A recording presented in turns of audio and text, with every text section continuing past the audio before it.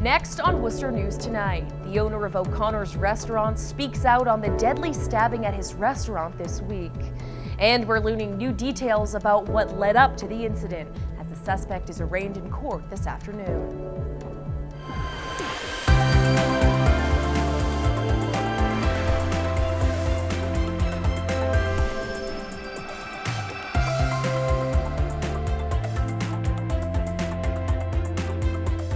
Good evening and thank you for joining us. I'm Anna Botari.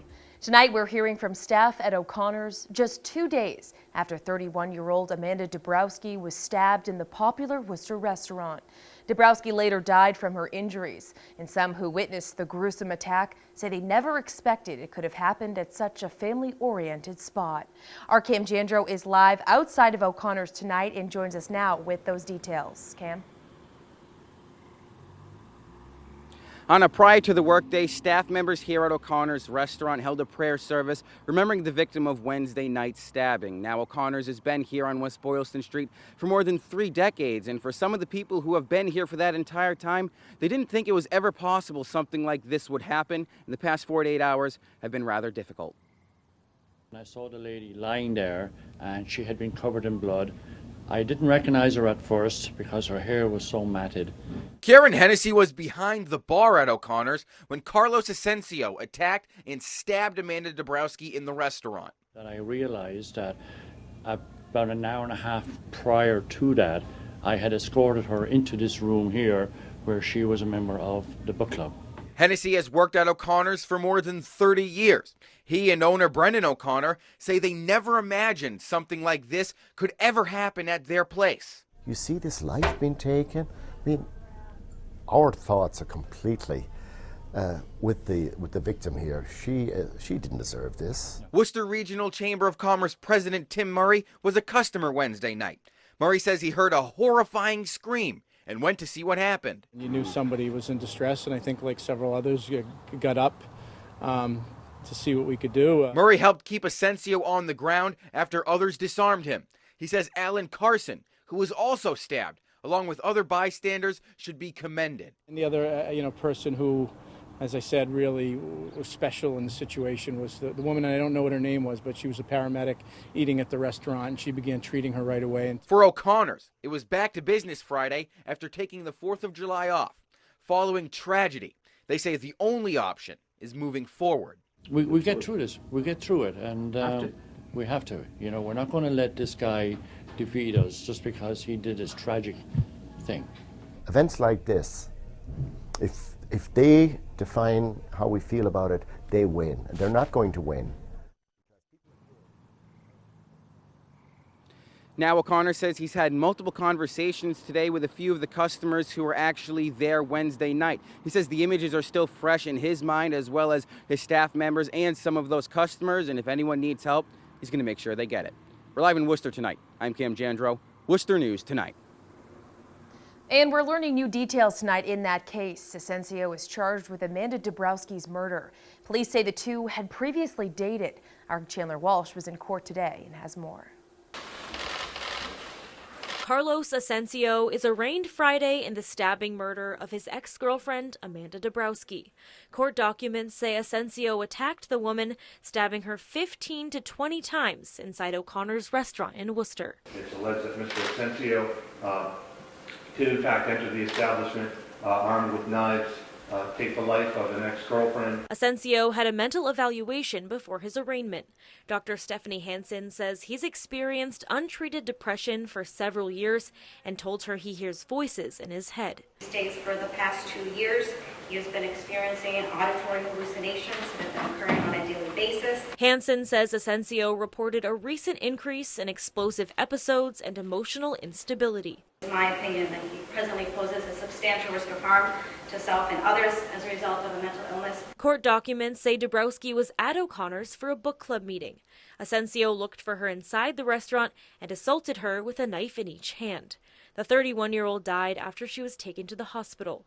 Other O'Connors patrons are credited with subduing Asensio, including Alan Corson Jr. I had him, again, in that, hold where his hands, they weren't going anywhere. And the other two guys who were helping me, one had his legs, one had his hands, a second time. Asensio was also arrested in April for allegedly breaking into Dabrowski's Ayer home and attacking her with a stun gun, later fleeing the country. It's alleged that after that incident, Your Honor, he did in fact flee to New Hampshire, then to Canada, and allegedly to Mexico.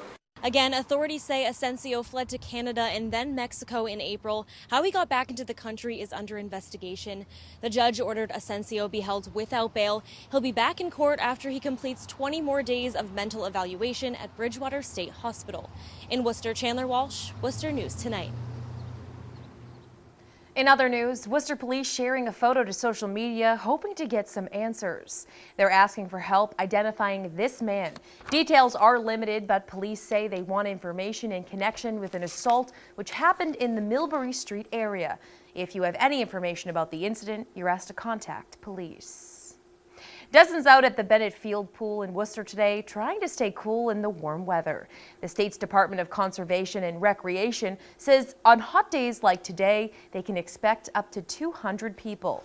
About 8 lifeguards are on duty at a time. DCR's aquatics director says while lifeguards are watching for any signs of drowning or fatigue, parents should also be watching their kids in the water. At all times you have to watch your children. Because our lifeguards aren't here to babysit, they're here to watch the entire pool and make sure everyone is safe.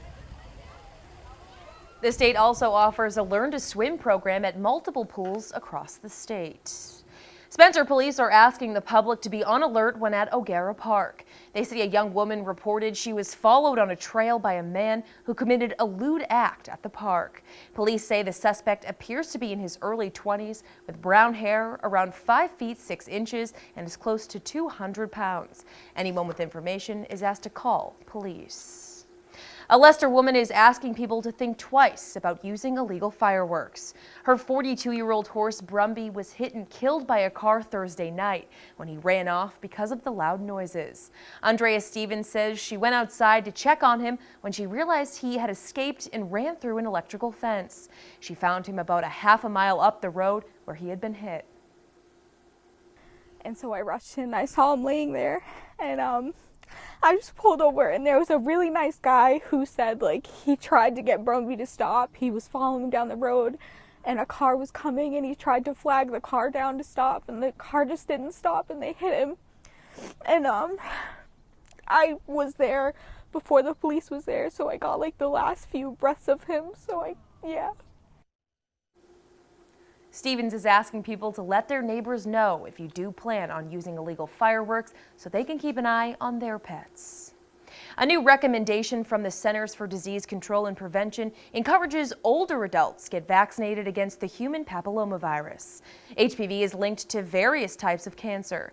In the past, the CDC recommended the vaccine for preteens through young adults up to the age of 26. Now they're recommending men and women between the ages of 27 and 45 consider getting the HPV vaccine. Doctors at St. Vincent Hospital agree it's a good recommendation. Even after initiation of sexual activity, the HPV vaccine is still a very good idea because it's going to prevent infection by those HPV types that you're not infected with yet. So in the vaccine, the current form has 9 different types of HPV viruses that are immunized to. The move does not affect the CDC's recommendation for routine vaccination for children ages 11 to 12, which includes 2 doses. A $75,000 grant will allow a nonprofit organization in Worcester to help address the region's mental health issues. OpenSky Community Services is among 6 central Massachusetts organizations receiving Fairlawn Foundation Fund grants.